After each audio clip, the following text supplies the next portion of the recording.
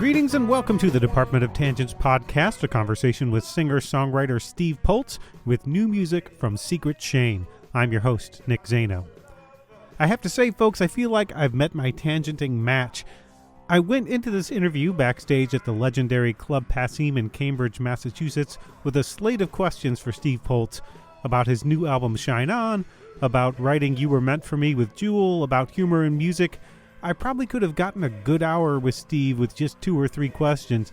There is no telling where his mind might flash next. Just in terms of music, the conversation covered his early days with the Rugburns, Nirvana, and 90s goat music, the Replacements, the Dead Milkmen, Mojo Nixon, Tom Lehrer, and Allan Sherman, all in just a few minutes. Then we talked about spirituality, risky business, Hyman Roth from the Godfather II, Jesus, Marianne Williamson, Styx, and that was another 5-minute section. At one point, when I told Poltz the name of the podcast, he said, well, we're living up to the name. This breakneck tangenting is something you've experienced if you've seen Poltz on stage. I hadn't seen him play since he did an In the Round show with Beaver Nelson, Scrappy, Jud Newcomb, and Adam Carroll perhaps 17 or 18 years before. I certainly hadn't remembered this version of him. When he smiles, it splits his face almost completely, and he smiles a lot when he's not singing. And he also does these jigs which make him seem a lot like a Muppet version of Jimmie Dale Gilmore. The first several minutes on stage, he told stories, picked up his guitar, and put it back down again, and threatened not to pick it up for the rest of the show. It'll be there, he said. The audience would see it, but maybe he wouldn't use it. He played the Grateful Dead's Althea off the top of his head, which surprised even him. He apologized for the bad notes, but backtracked, saying, think of how many bad notes the Dead hit. Poltz is a delightful conversation partner, and I hope to have him back on the show again sometime. Maybe next time we won't even talk about music. Stick around at the end for new music from Secret Shame. And now, here's Steve Poltz. So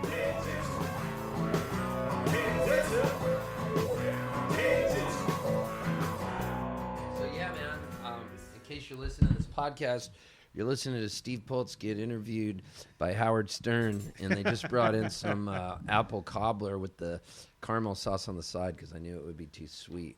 I wish I could bring you the podcast in smell-o-vision because it smells really good. Yeah. But yeah, so that's weird. That. You were at that show. Yeah, I was at that show, and I forgot it was Joseph Arthur after that show because I didn't know him at the time. And we were just with Joseph, not with him, but we were in Todos Santos. I was playing this music festival, Tropic of Cancer Music Festival in Todos Santos, Mexico, and he was there with Peter Buck. And Peter Buck hates the guy that puts on the new festival. They hate each other, and so there was all this drama because Peter Buck always ran the festival down there in Todos Santos, and then this guy in Nashville started doing it because Peter Buck stopped doing it.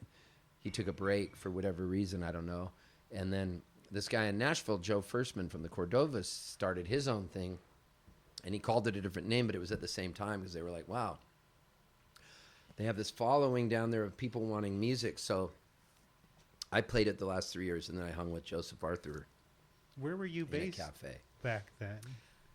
When I was with Adam and Scrappy? Yeah. I was out of San Diego for years. Right, so you were San Diego. You were in Chicago for a while. Were you? You've been around. I've been around. Well, I was born in Halifax, Nova Scotia, and then I'm a dual citizen, and but for most of my formative years were spent in Southern California. I'm way more of a Southern Californian than anything. Like we immigrated into the U.S. and we moved to Los Angeles. So that's kind of.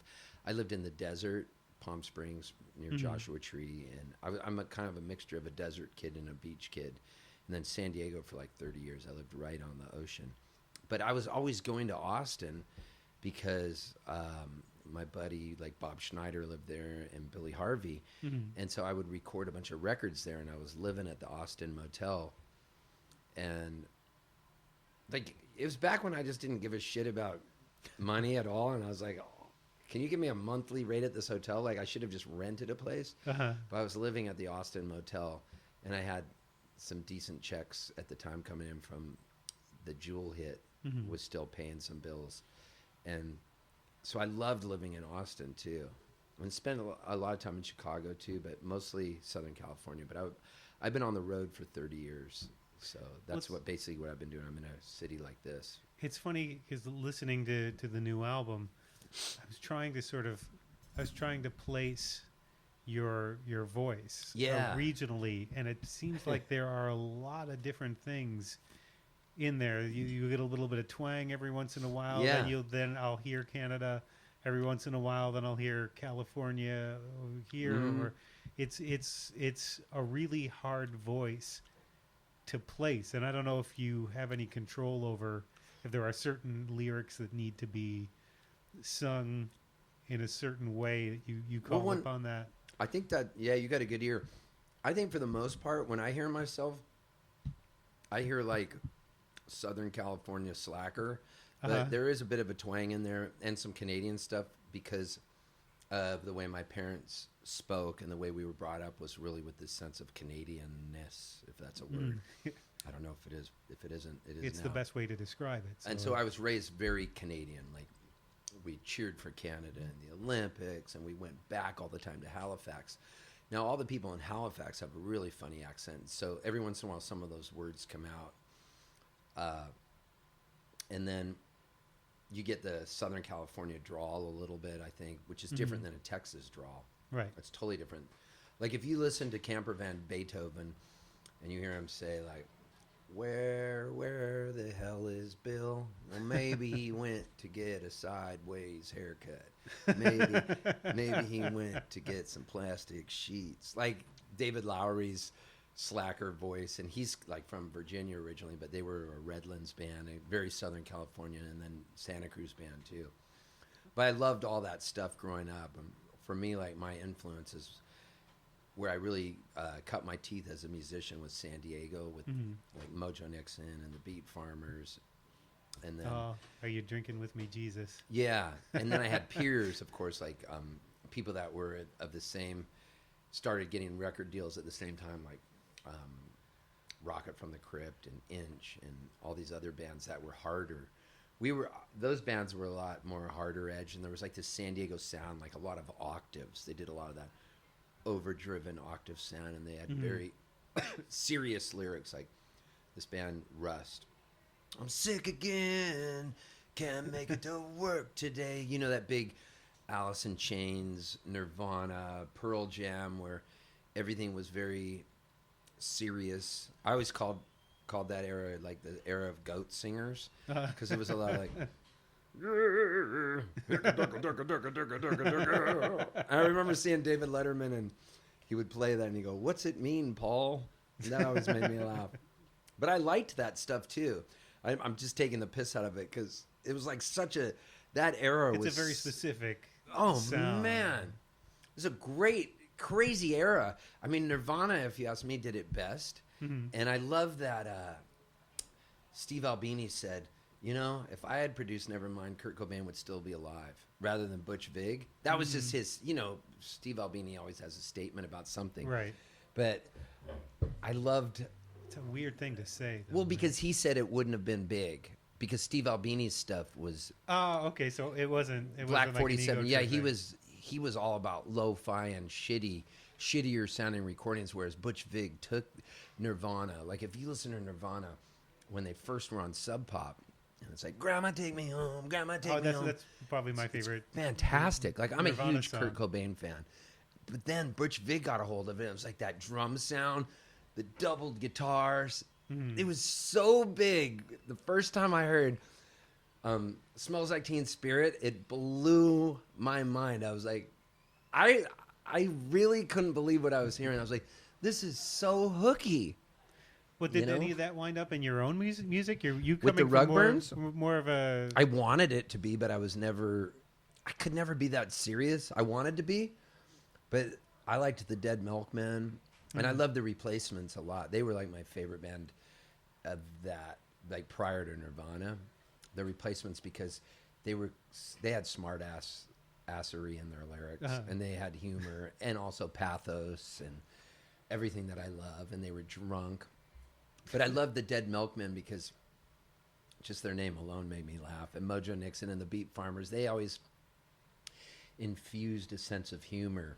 Well, which is something you do, which I love personally. But then if you have humor, you're never going to make it really big. Like, you could make it Jim Carrey big, but you're never going to win an Academy Award.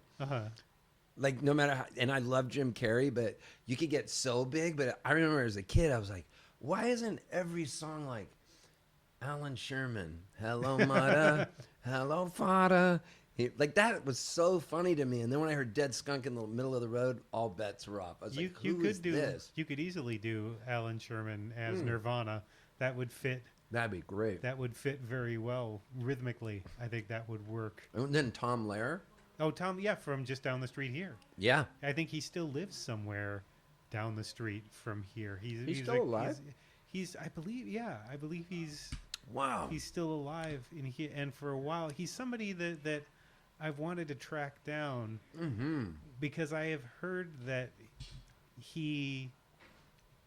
if you sort of knock on his door and say hello and you know who he is, he'll talk to you for a while. And I don't know if that's true. I don't know if that's apocryphal, but I would love to sit down because some of the stuff that he wrote, people think they're being so sort of transgressive now, but Poisoning Pigeons in the Park is still so good. It's still kind of out of left field today. Or what is the Catholic Rag or well, stuff that even back then, some of that stuff isn't acceptable today. Like it wasn't then. No, if you watch the movie, never acceptable. If you watch the movie Bad News Bears, when I was a kid, that was like the greatest movie ever. Try watching it today. That shit will never pass. Like, it's like they're mocking, Walter Matthau's mocking the Asian kid, and they're like, the way they're talking, we're like, holy crap. Well, there's a lot of John Hughes movies like that, too, which were the staples when I was a teenager. But, there's parts of 16 Candles that did not age well at all. No. Especially with the Asian stereotypes. You know what movie I think aged well? The one Risky Business. I think it's even better. I haven't seen that since Guido I was a the kid. Pimp. I've never been a huge Tom Cruise guy. Okay, the soundtrack to that movie, Tangerine Dream. They did a lot of horror. They did a couple of horror movies. So moody, and I'm like a Tom Cruise freak. Like, I love him so much. Like, and I love talking about him on stage. Like, I like telling the audience, if I could, I would make out with Tom Cruise. Like, I love him, even though my girlfriend's here. I just love Tom Cruise because he's fucking nuts. Like, when he's so cuckoo, he's that weird religion, whatever it is. Scientology. Yeah. But when I watch him, he's so charismatic and so riveting. I'm like a super fan. I love, if any Tom Cruise movie's on and I have a couch and it's like a Sunday afternoon, I would rather watch that than football. Or the movie Roadhouse with Patrick Swayze. I have a comedian friend who used to do the soliloquy from Roadhouse as a performance piece in his show. It was fantastic. Just think about that movie, the whole theory that there's a bouncer that's an all-star bouncer that they fly in to take care of stuff. An all-star that everybody knows. Yeah, it's so good. Oh, and Footloose. We just watched Boogie Nights the other night, Sharon and myself. But I've decided I can only watch the first half of Boogie Nights anymore. I don't want to watch anymore once they get too hooked on coke. I want the good years of porn when they're making it with film and they're doing coke, but not doing too much coke. People are getting laid, but nobody has AIDS yet. Like, that was the good side of it all. If you stop around 40, 45 minutes, it's this feel-good story about porn. It's such a feel-good... Exactly. It's a feel-good story about porn. It's fantastic. Well, does any of this stuff make its way into your music or your sense of humor? How does that... Every show I play, people come to multiple shows because whatever happened that day is part of my show. So I just go on rants about it. Whether it comes out in songs, I'd have to let you be the judge of that, as I play a show. But it comes out in stories and monologues, and I there's nothing better than playing a show and mistakenly falling into a story that kills. And you don't even know it's going to kill. And you're like, something happened, but somehow I miraculously turned it into something really funny. and then I try to do it again, and it's never as good. There's a law of diminishing marginal returns, if you remember that from economics, which is if you loved an In-N-Out burger, and that first In-N-Out burger tasted so good, the second one is going to be kind of good, but not as good. By the third one, you want nothing to do with that. So it's called the law of diminishing marginal utility is what it is. And it's an economic theory about how there's only so much of a shelf life. So I'm constantly in search of new experiences or watching a movie and then being able to talk with you and hearing you say, so you want to watch it for the golden age of it, the first 45 minutes or right. it might even be the first hour because it's a really long movie.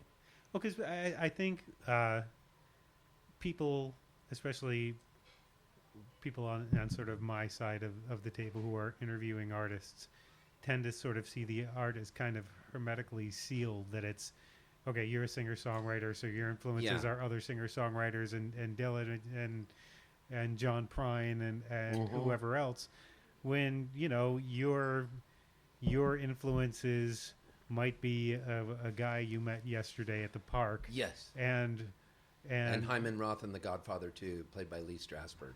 Right, and Nirvana, and you know, and you might not hear it directly in there, but it's in that stew somewhere. It is, totally. And Julian Bream, the classical guitarist, Jesus Christ Superstar, Godspell. Definitely heavy Jesus and God presence in my shows. Like there's heavy Christianity. I know that there is. Because it's like I was raised, it was drilled into my head, this strict Catholicism.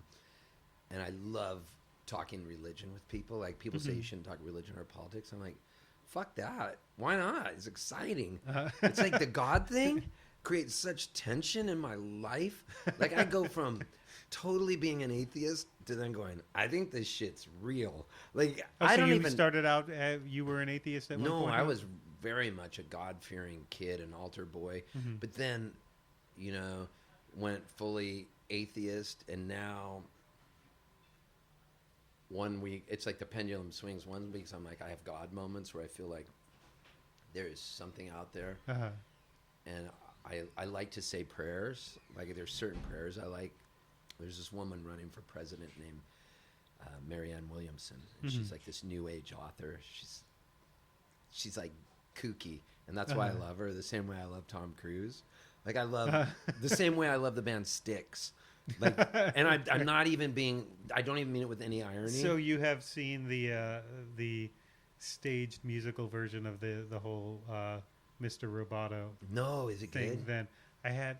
It's incredibly campy. Is it? I mean, they didn't do it as like a straight up play or anything, but they did. They released it. I had it on beta when I was a kid. Somewhere they do play up the whole story aspect of it, and each member of the band is a different character, and they do the drum solo. It was Chuck Panozzo, the drummer. There was the Panozzo brothers were the. I don't know were the rhythm what was section. the drummer's name? I know Dennis DeYoung. There's Dennis and DeYoung. Shaw. Yeah. What was his name? And but the Tommy Shaw. Tommy Shaw. And, thank you. And James Young. They don't talk to each other anymore. Yeah, well, Dennis DeYoung is on his own solo tour. He tours as the voice of Styx, but which I love. When they did for this show, they sort of do it as kind of a play, not fully staged, but everybody takes characters. And at one point during the drum solo, of course, they have these like stormtroopers who are against rock and roll.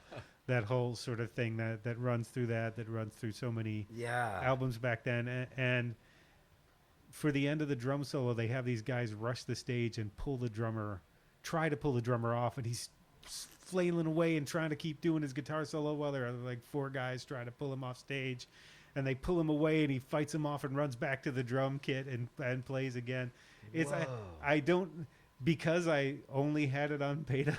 I some of my memory of it might be apocryphal, so I don't want to get too detailed on it. Oh my god! But I remember it as just being this gloriously strange. I don't know if I would enjoy it now, but as a teenager, I loved this. it. Yeah, if you're a I loved Styx all fan. that stuff. You know, like it's all a part of who I am. Like unabashedly the God thing, and then the not God thing. Like, well, let's talk about that in terms of how it works into the music then, because I don't hear anything. Maybe I missed it. Anything explicit in the lyrics that say Jesus or on reference. past albums, I have. Mm-hmm. I have a song called "Some Things About Me You Should Know." Mm-hmm. It's like, it has a line, "Not sure if I believe in God." Mm-hmm. Has another one, "Giving Thanks." Like, some could be interpreted as, because I've had people come up to me after shows and go, "Are you a Christian?" And I'm like, "No, I'm just like everything. I just like to study stuff." Like, I could be a Buddhist, I could be Hindu. Like, I just find all that stuff fascinating. So I love reading about things. And I don't know, is there a God? Isn't there? What is it? I think where I'm at now today, there's some force, and I don't know what it is, but there's something way bigger than us. Mm-hmm. And if I do throw things out into the universe, for instance, that woman, Marianne Williamson, who's running for president, I'm fascinated by her. So there was this thing called A Course in Miracles. And it was this famous book that came out, and it was very popular in the 70s amongst the self-help groups. And supposedly this girl got word from Jesus, and Jesus was telling her stuff. Like, it's all kind of ludicrous, just as ludicrous as the Mormons saying the guy, Joseph Smith, had to wear, if that was his name, had to put on some special glasses or he couldn't read. Like, it's like superhero comic book stuff, which I love. So it's no different than the Bible. Like, people who mock Mormonism mock your own thing too, because it's all like, oh yeah, Jesus walked on water. Yeah. And so, but I will say this, for prayer, it's amazing, and I do love it. So that woman, Marianne Williamson, has this prayer that I swear I really love. And if you were to take the word God out, whatever God is, if I say this, if I can remember to say this before I get into a situation that could be stressful or anything, any day, and it just says, "God, please help me, heal my mind. Wherever my thoughts have strayed from love, if I've been controlling, manipulative, greedy, ambitious for myself, whatever it is, I'm willing to see this differently. Amen." So in essence, if I throw that out there and I read that and I really mean the words, because I've been controlling, I've been manipulative, I've been greedy, all those things, I've been selfish, stuff that I don't like about myself. You know what I mean? I've pushed ahead of people in line. I've been an asshole, and then other times I've been really giving. And so if I meditate on that and I really listen to the words, I feel like I can go into a situation with more love. Rather than being a dickhead, which is hard to do, as much as everybody wants to, or really will rail against somebody else. I mean, I'm not a fan of Donald Trump. I don't like him at all. But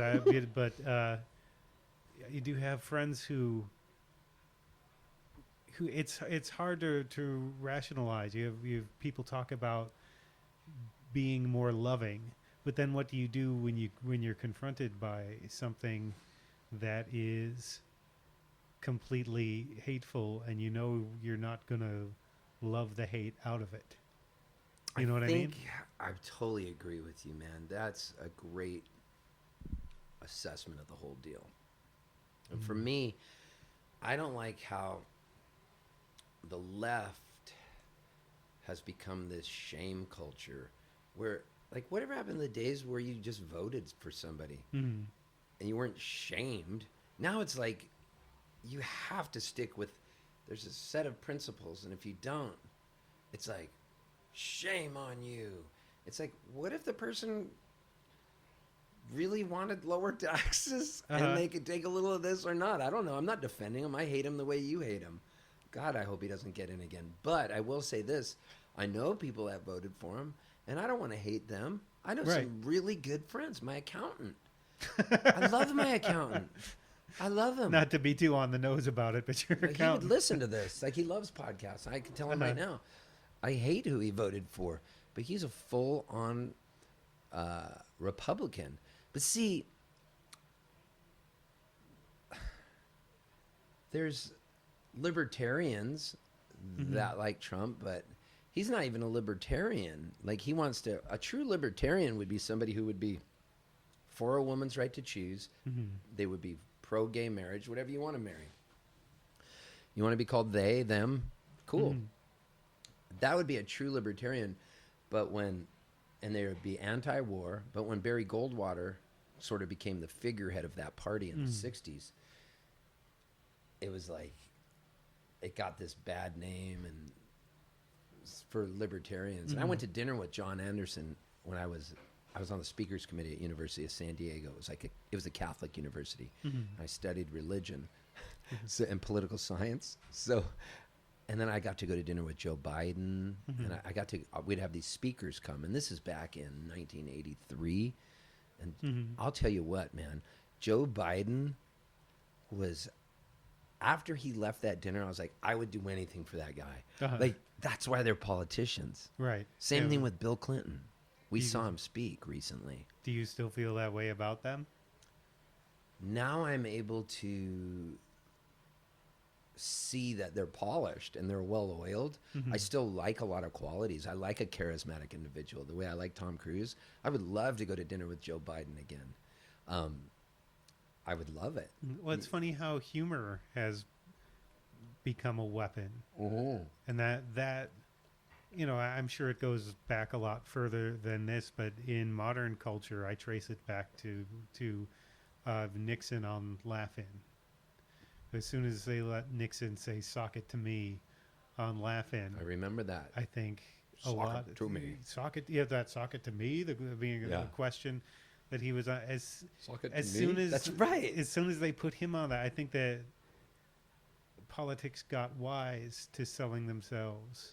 Yeah. Politicians got wise to selling themselves using humor and some sort of self-deprecation. And now it's hard to satirize politics because they've sort of taken that. Yeah, you're like, this has been done.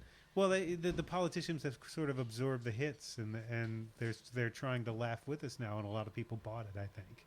Gotcha. They're looking at it like, I can laugh at the same things you're laughing at about me. Like Boris Johnson is a perfect example of that. If you watch the John Oliver episode, I need to watch that. He talks about how Johnson sort of turns the humor and this buffoonish image back around on the media, and is able to diffuse a lot of situations that way. But it's the age of the populist. Yeah. We will look back on this. However, I'm going to be bold and make a prediction. And my prediction is this. If the economy goes into a recession, our next president will be Elizabeth Warren. It depends on what the economy does. However, I think Trump has a few strings up. He can pull a few cards up his sleeve, which is he definitely could stop the tariff war with China. And if he does that, the market will really rebound. And it depends what Jerome Powell does. If he does do another cut of the interest rates, which today he hinted it could go either way, so the market dropped 600 points. It all comes down to, is there going to be an October surprise? You know, last year what we thought, or 2 years ago, what we thought the October surprise was the Access Hollywood tape. However, once that didn't knock that guy down, nothing was gonna. Yeah, all bets are off. We'll see what. And it's really not fair, our system right now, because as the country's changed, I mean, if you can win the popular vote by 3 million votes, or I still don't understand why Rhode Island gets 2 senators and why North and South Dakota get 4, when California, there's more people just in Southern California than all those things put together, and they get 2 senators.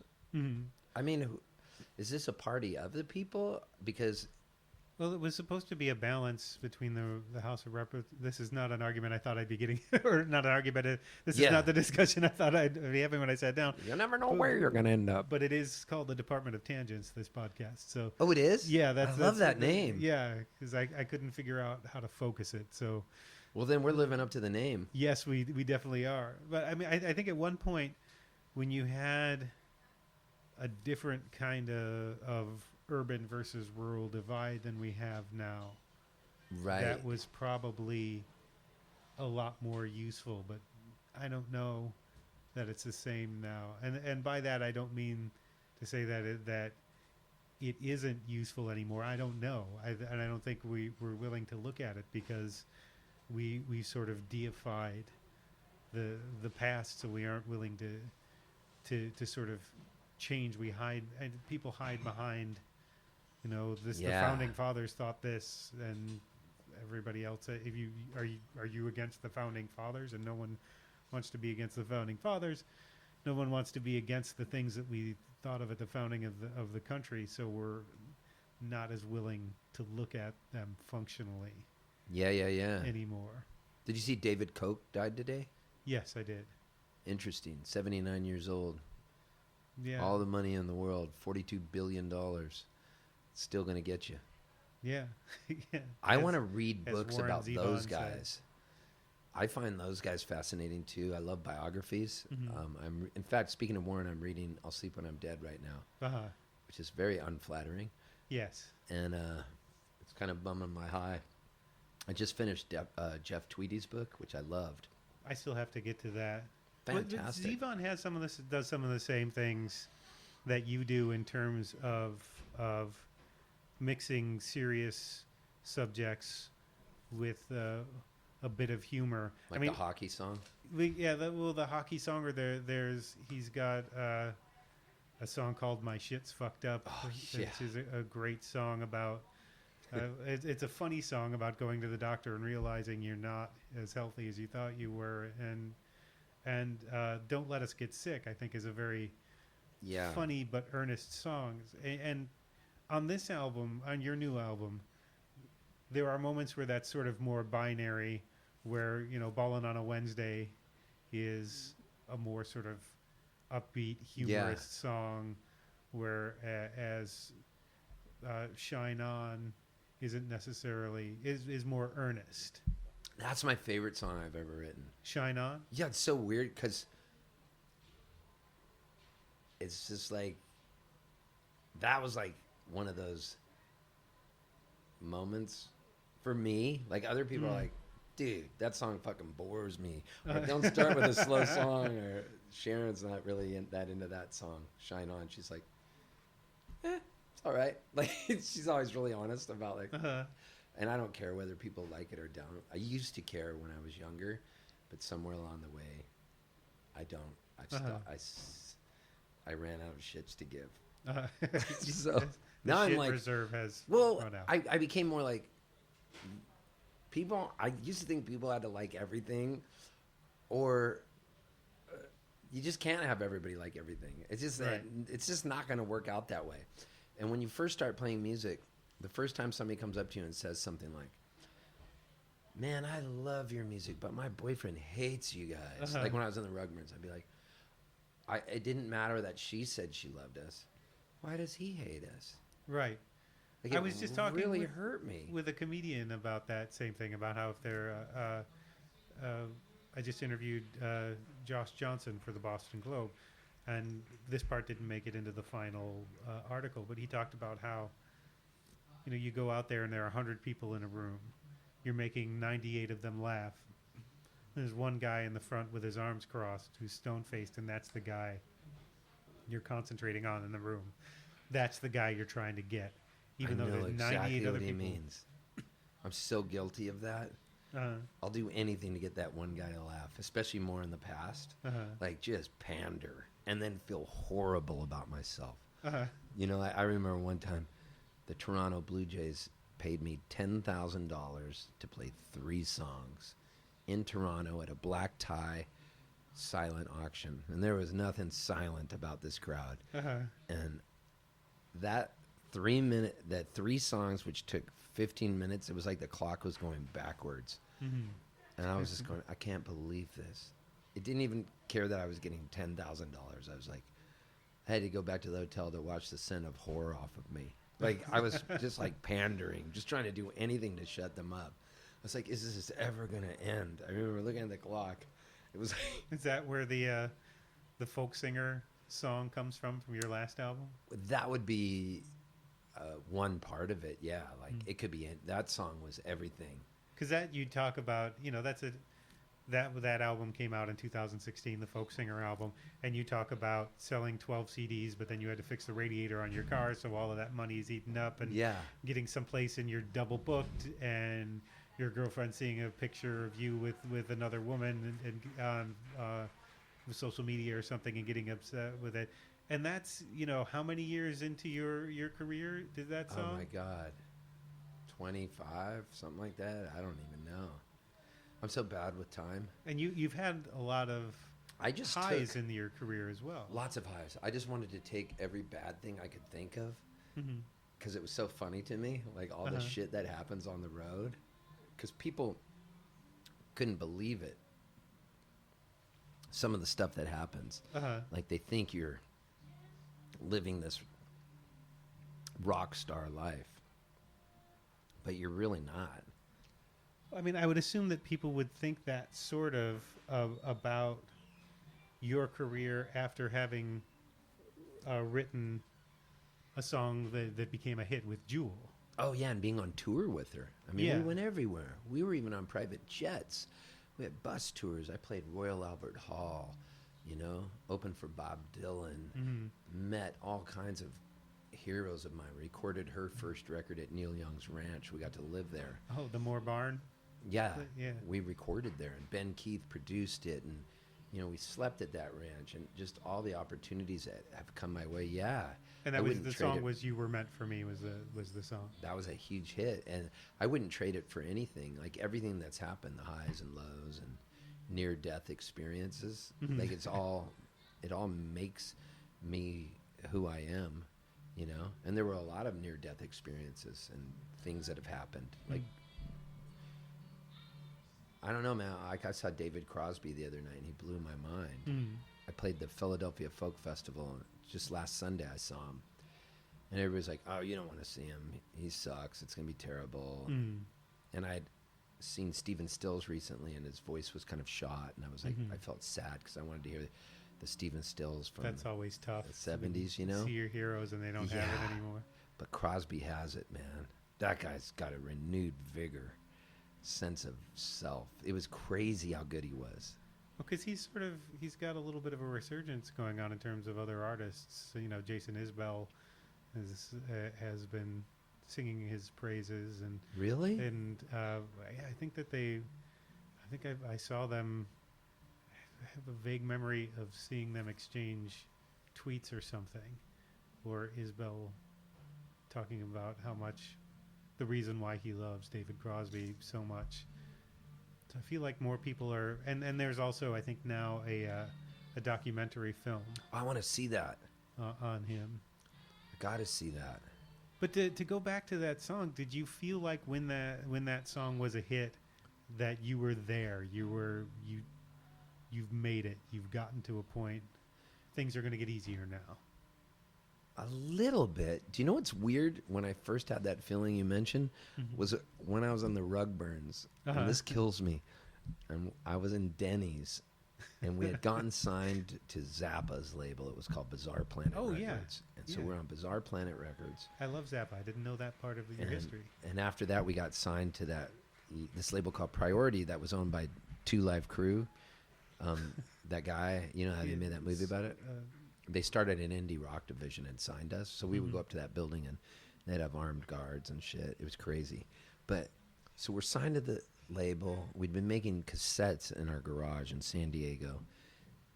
Country Dick Montana from the Beat Farmers came in to see us. Like, he loved us. And then I went to Denny's, and I was sitting there with this girl. I'm in Denny's, and we were in the car. And the Rugburns song came on the radio on the Locals show. And it was a song called Hitchhiker Joe. And I remember I went in there, I said to this girl, and I truly believed this at the moment, and I want to go back and hug the me that was sitting there, because it's so beautiful. And it was, everything has changed. Like, I really thought everybody was listening to the Locals show. Like, I heard the song on the radio. It makes me want to cry. Like, I'm about to cry right now, because it was a powerful moment. And I was like, do you realize what just happened? I go, like, people that are eating in here don't even know. They probably heard it.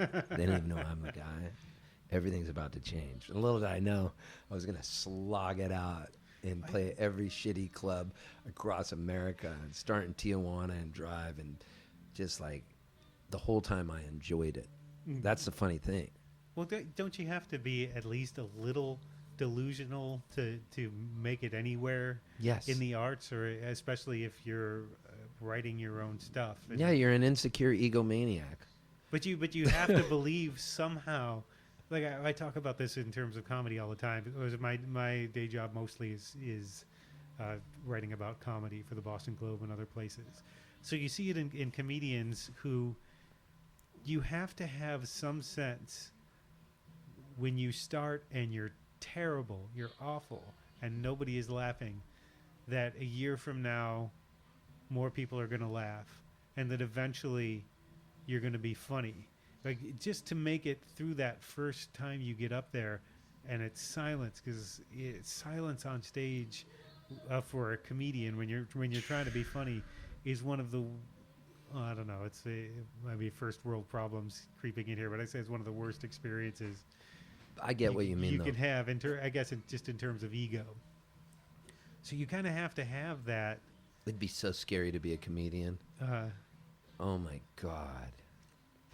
If I had to be a comedian, number one, as a musician, you can go back and play your old hits. I can play stuff from my Rugburns catalog tonight. Mm-hmm. A comedian can't do that. They got to come up with a whole new show every year. Mostly, yeah, and especially in Europe, that's the thing. Isn't it true? Like a lot of them, like in Australia, that go over there, they do the comedy festival. They have a new show. It's called. Yeah, everybody in Edinburgh, especially in Scotland, that's a big thing. Because I remember I interviewed Hannah Gadsby a while back, and I think it was her that mentioned that. Maybe it was somebody else in a different interview, but somebody mentioned the idea that, you know, while everybody was praising Louis C.K. for coming up with a new hour every year, Yeah. you know, the comedians in England were like, yeah, that's what we do here. That's what we have to do every year to survive. And I think that's I see. In the States, you don't have to as much, right? If you're just working the clubs. Yeah, well, in the States, I think it takes you a while to tour the States. So it takes you a while. So you can live on that same material for years. Whereas there's a certain smaller circuit in the UK and you're done. And you go back next year if you want to go into that theater again, you better have something new. Wow. I love that show, Crashing. Mm-hmm. Oh, yeah. He's Pete Holmes. He's a local guy. I love him. I love that guy. There's something about him that I just find it's so wholesome. Well, yeah, he has the religion aspect too. You guys would probably get along very well. Totally. I'd actually love to hear you guys interview each other on a podcast. I would love to talk to him. Man, when I was in high school, like, I graduated in '78, and there was so much happening stuff in music that I had no clue was going on. Like, I was into Steely Dan Asia had just come out. Mm-hmm. And I love Steve Miller Band, but there was stuff that was happening, television and the Ramones and all that stuff. I had no clue. I'd never even heard of it. It's so funny. And then years later, you read about all this stuff. And I go, what was I doing in 1978? Well, I had that same sort of feeling. Like I grew up in sort of a rural community, and there wasn't necessarily only a small amount of the really cool kids got new stuff. And I remember a friend of mine was an artist. My friend Tom came back from like an art summer school with Jane's Addiction and Red Hot Chili Peppers and stuff that you know I'd only just recently gotten into rock and roll from, you know, in like 8th grade, because I was all country before the Beatles. I was all country. Oh, so, you were? And I was all Willie Nelson, Johnny Cash, Kenny Rogers was my idol as a kid. I loved Kenny too. Yeah, and then I saw Yellow Submarine and it all. Whoa. I liked the Beatles first, before anything. But then I got into Kenny later. How old are you? I'm 46. Okay, I got 13 years on you. So, like, I was totally into the Beatles because I grew up waiting for their new records to come out. And so I saw them on Ed Sullivan. Well, by the time you start writing music, what are you listening to? Well, I started playing guitar at the age of 6, and I was really into classical guitar, so I loved Julian Bream and Andre Segovia and Leona Boyd. And then I liked Christopher Parkening, but I hated that he wore turtlenecks. I hated that look. I hated his look. I liked Julian Bream's look. But when I started writing songs, you know, I was playing in church choir. So I was singing all the church songs, and we were making it more edgy. We were doing songs from Godspell, like "Prepare Ye the Way of the Lord." Like we would do these full-on presentations. I was in Godspell in high school, and it felt so deep. And it's watch it again, and it's just not there. Oh my God, that song, "When You Feel Sad," you know that one? All for the best. Yes, it's all for the best. I just remember how, singing that "Oh God, I'm Dying" song, and everybody's like, everybody in the cast is like, "Ma, this is the deepest thing." And it's like, you listen to it now, it's just insufferable. I still love "Jesus Christ Superstar." I love those songs. Man, that stuff really. I went to. In Palm Springs, I was an altar boy, and so Bob Hope would come to our church, and only on Easter Sunday, and like my mom was in charge of the church choir, so my mom directed the choir I was in, and I played guitar, and there was a girl named Tammy who played guitar, and we would do all these kind of hip Catholic songs, like finger picking. I was so into it. That was where I really first started learning. Like, I've always played for people, if I think about it, you know? Like, once I stopped being an altar boy and got in a church choir, I lived for that. Like, we would have practices. I was really into it. It really helped me.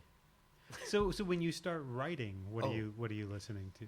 When I started writing, I was really into James Taylor, like, heavily into James Taylor.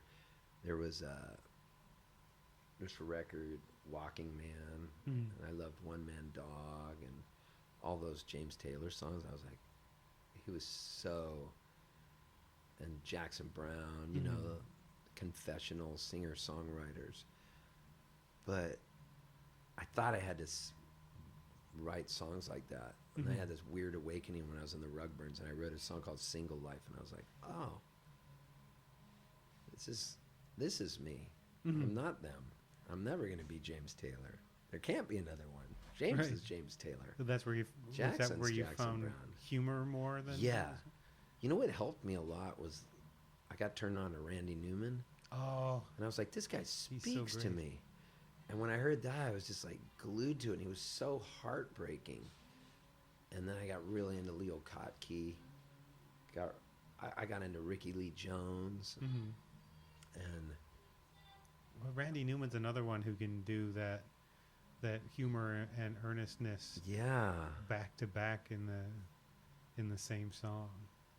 And there are a couple of songs I wanted to talk about on the album. We talked about Shine On a little bit. Shine On starts the album, and then All Things Shine end the album and ends the album. And it feels like there might have been an internal argument somewhere over which one. It feels like one of those was going to start the album, one of them was going to finish them in some way. You're exactly right. Yeah, so because the label didn't want Shine On to start the record. Well, I can tell you the reason I think it starts the album. See if I'm right, because I'm almost never right with this stuff, because it's always I feel so sure about something, and I talk to an artist, they're like, oh yeah, no, not at all.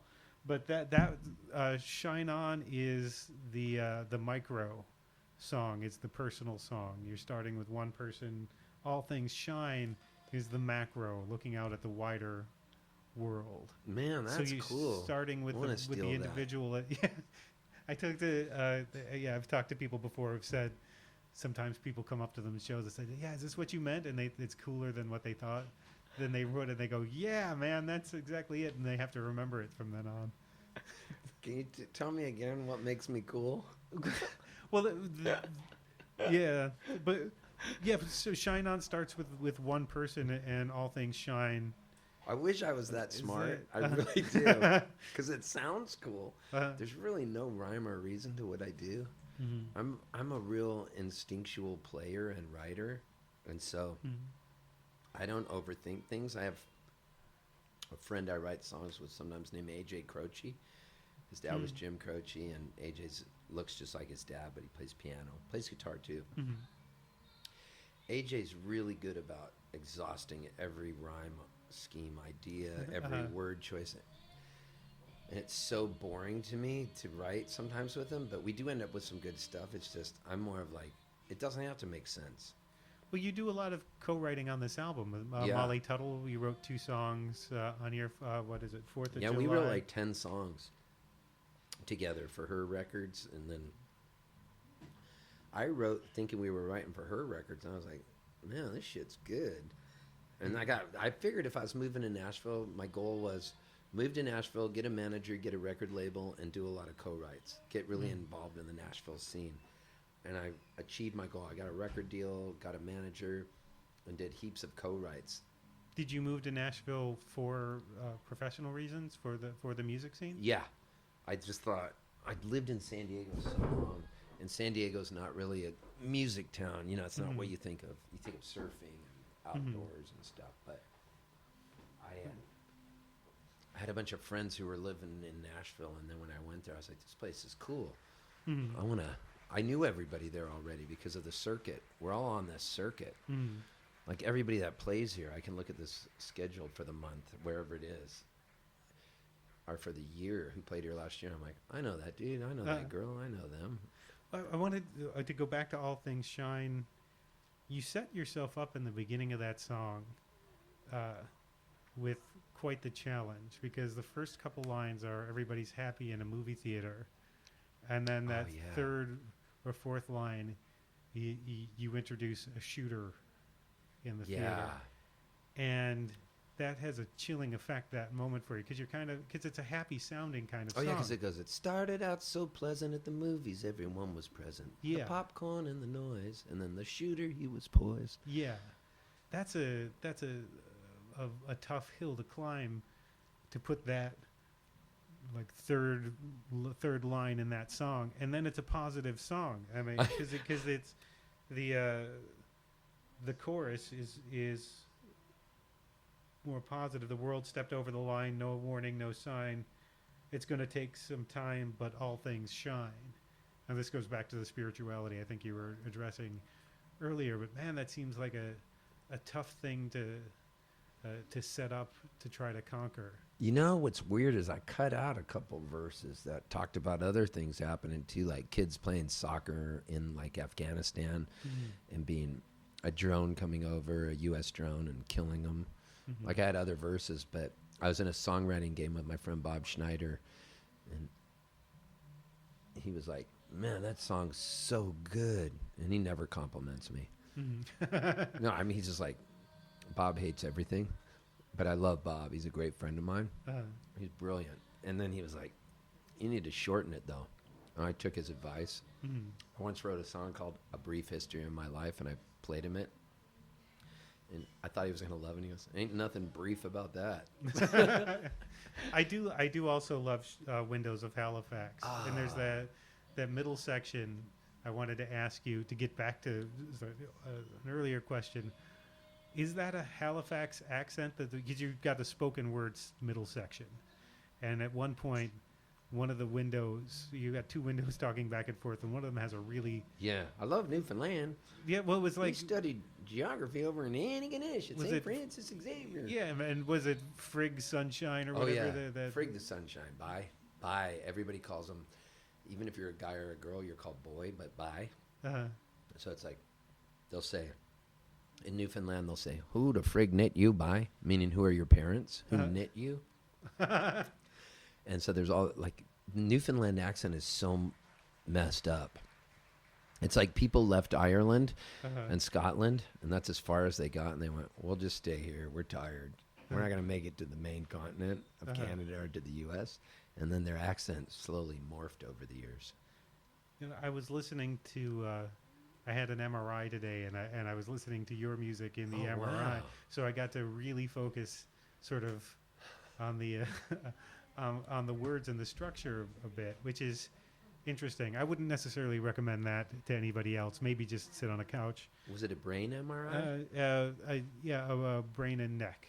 Oh, wow. I have. It's a routine thing.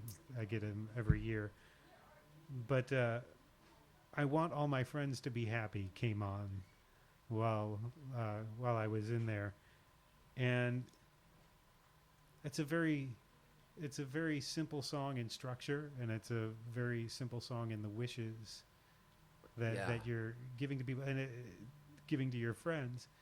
And a lot of songs you write are like that, I think. And it made me wonder, how hard is it to write a simple song?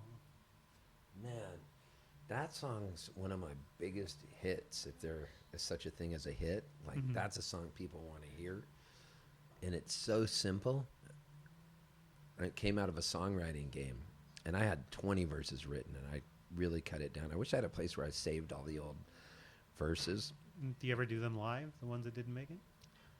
If I was smarter, I would. But that song, when it came to me, I was like, the very first time I did it, people were like, it was like, whoa. Some things are just, they come out of the womb and they're a hit. They just resonate, and other songs die instantly. They're dead once. I'm like, yeah, that didn't work. And so that one was just like a flat out, for whatever reason, and it mentions jizz and fuck.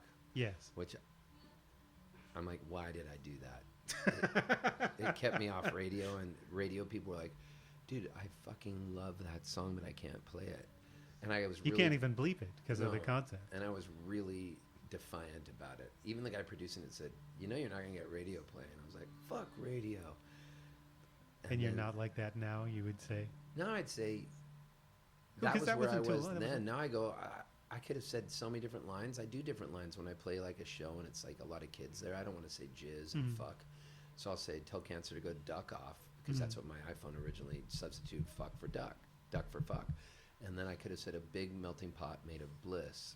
I mean, there were so many other rhymes, but I wanted to rhyme with is, and it was jizz. Right at that moment, my 13-year-old self won out. And then it was just dumb on my part. Like, I could have, it didn't matter. I could have got, not that radio it wouldn't have been some hit anyway, some Taylor Swift hit. But it makes for a funny story on stage now when I say, at that moment of my life, I was very defiant. Now I wish I didn't do that, but I must apologize to you, because tonight, if you buy the record Folk Singer, you're getting the jizz and fuck version, which makes people want to buy it. Well, you had a song you put out as a video a couple years ago. I'll trade you Donald Trump for Leonard for Cohen. Leonard Cohen, which isn't on the album. Did you leave it off of the album just because it would have distracted from the sort of greater arc of the album? That song had a shelf life as far as I was concerned. It needed to be put out right at that moment and be put up on Spotify as a single and sold as a single on iTunes. But I didn't feel it was an album track, because people were always going to keep dying. And I wrote that song. That song is a period piece. It happened right as Donald Trump was about to win the presidency of the United States, and then the day or two after, when he won, and Leonard Cohen died right after.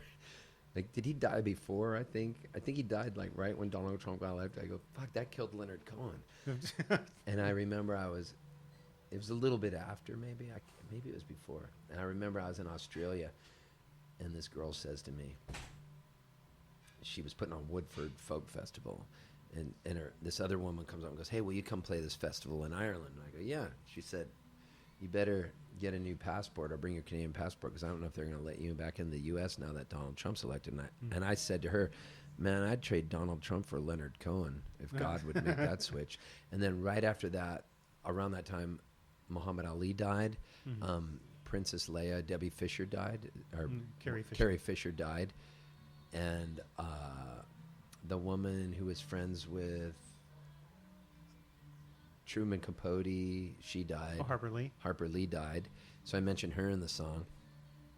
And then Prince died.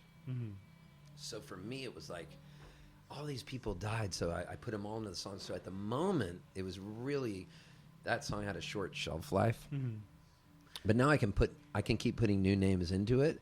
But sometimes people don't understand what I'm saying even, so I have to do an explanation. I don't really do the song much anymore because I did it enough.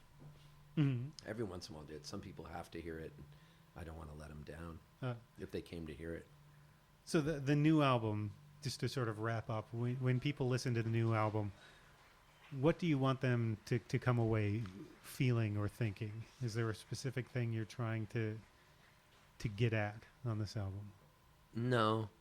I wish there was. I wish I Thank you. Good night. I wish I could tell you something so it would sound like I'm really smart. And honestly, I'm an idiot trying to put songs together. And if I can somehow make it seem like there's a theme with this, I lucked out. I happen to have two songs. One was called Shine, All Things Shine, and the other was called Shine On. I was like, this works. Some of the songs detour in a weird way. I'm still trying to make a perfect record. I'm not there yet. I'm going to get there. Well, it's an ever elusive. It's the white whale. Right. I'm searching for this thing, and it's hard, man. Remember in Pulp Fiction when Samuel L. Jackson wants to get his wallet back from that guy, and they're in the restaurant. He goes, I'm trying, Ringo. I'm trying real hard. Normally, I'd pop a cap in your ass, and that'd be it. I'd read a passage, but I'm trying real hard. I'm going to walk the earth. I'm really trying to find, number one, peace of mind, and to write a great song, and to make a great record.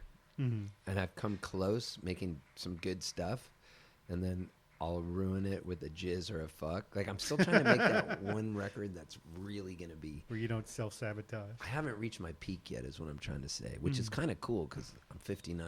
I still feel like my best years are ahead of me. You have to, I think, or... I'm still swinging for the fences, or man. you stop, you know? Yeah. You Like have you to. said earlier, you alluded to this.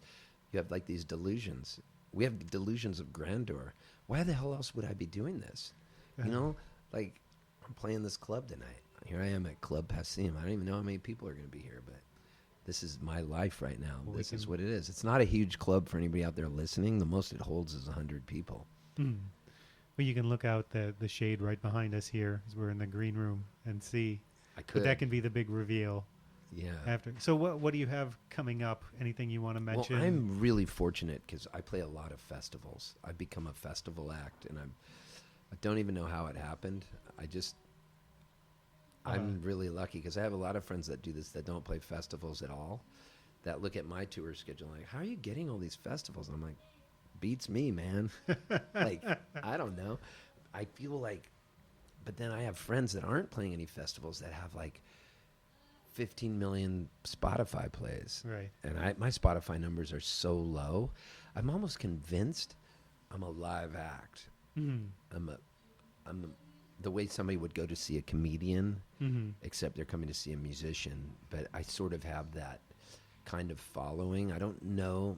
Maybe I will get my Spotify spins up. I feel like at my age, a lot of my fans aren't going to be spinning the songs 100 times a day. They've got other things they got to do. Right.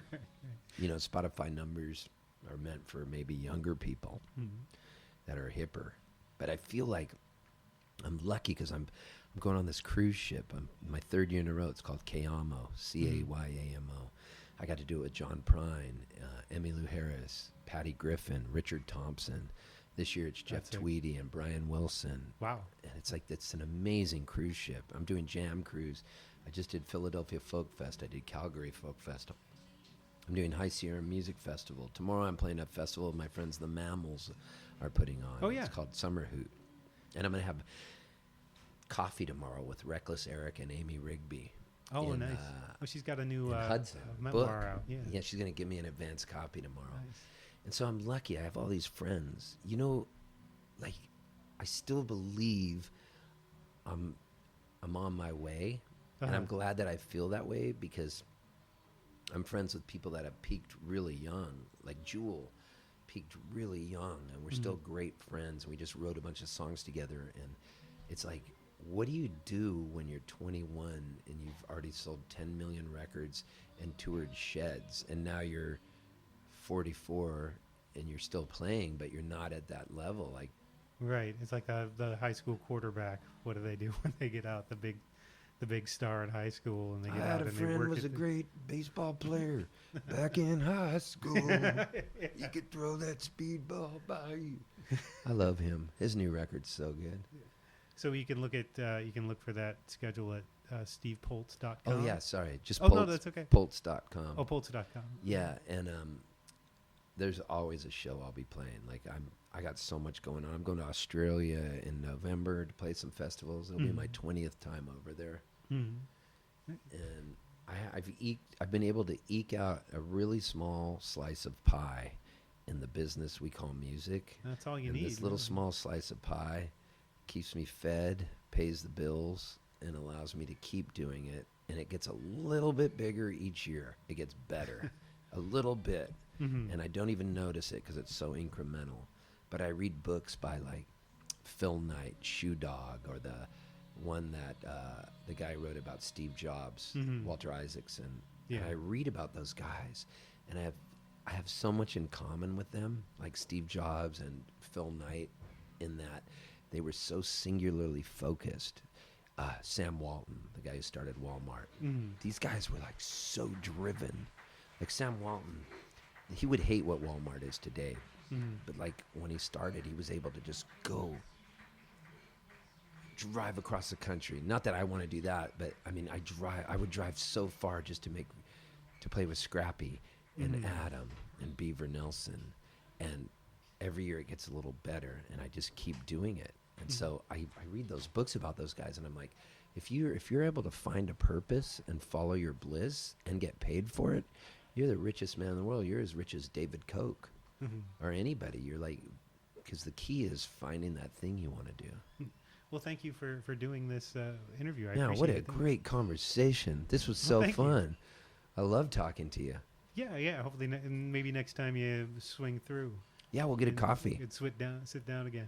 Are you sticking around? Yeah. You're like, no, I gotta go. I'm I seeing could this never show. do that. Hell to the hell, isn't always a trend. Thanks again to Steve Poltz for sitting down with me to speak backstage at Club Passim, and thanks to Passim for letting me record in their green room.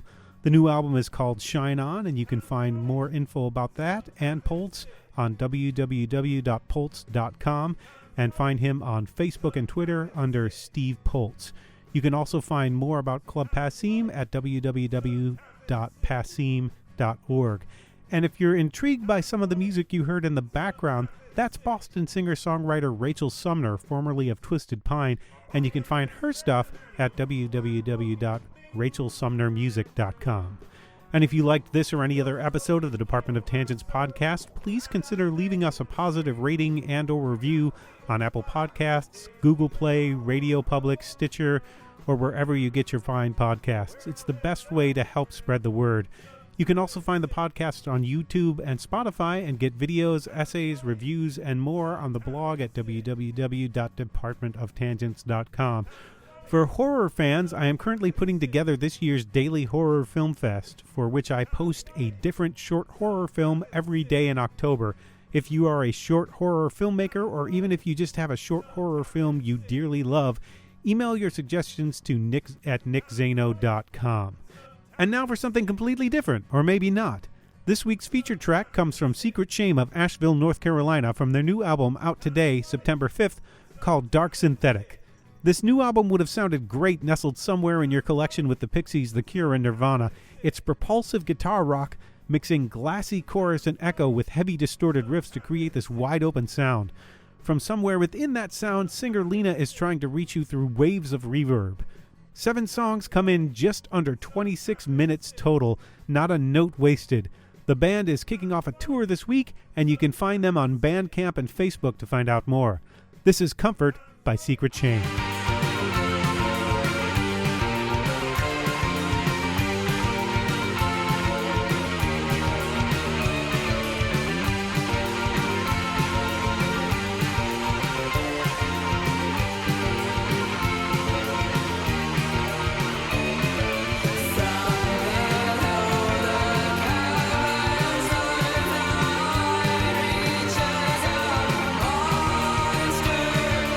From the